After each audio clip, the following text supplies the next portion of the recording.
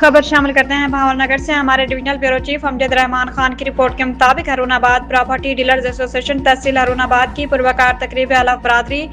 नौ मुंतखब अहदेदारान ने जिम्मेदारियां संभाल ली। प्रॉपर्टी डीलर्स एसोसिएशन तहसील हरुणाबाद की तकरीब अलफ बरादरी बंधन मैरिज हॉल में निहायत शानदार और पुरवकार माहौल में मुनाकिद हुई, जिसमें नौ मुंतखब अहदेदारान ने अपने अपने ओहदों का हलफ उठाया और एसोसिएशन को आइन और ज़ाब्ता अखलाक के मुताबिक चलाने के अज़्म का इजहार किया।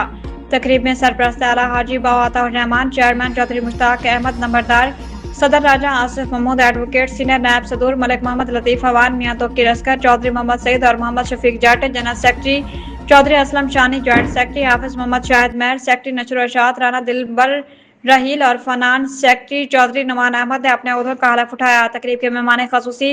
मोहसिन हरुणाबाद हाजी सईद अहमद, सरपरस्त आला वाइटल ग्रुप और शहर की मरूफ समाजी और फलाही शख्सियत डॉक्टर तारिक नजीर थे। इस मौके पर मुकर्ररीन ने नामुंतखब अहदेदारान को मुबारकबाद देते हुए उम्मीद जाहिर की कि नई क़यादत प्रॉपर्टी सेक्टर की तरक्की में अमरान के हकूक़ के तहफ़्फ़ुज़ और बाहमी इत्तेहाद के फ़रोग़ के लिए मौसर किरदार अदा करेगी। तकरीब में हाजी सईद अहमद, डॉक्टर तारिक नजीर और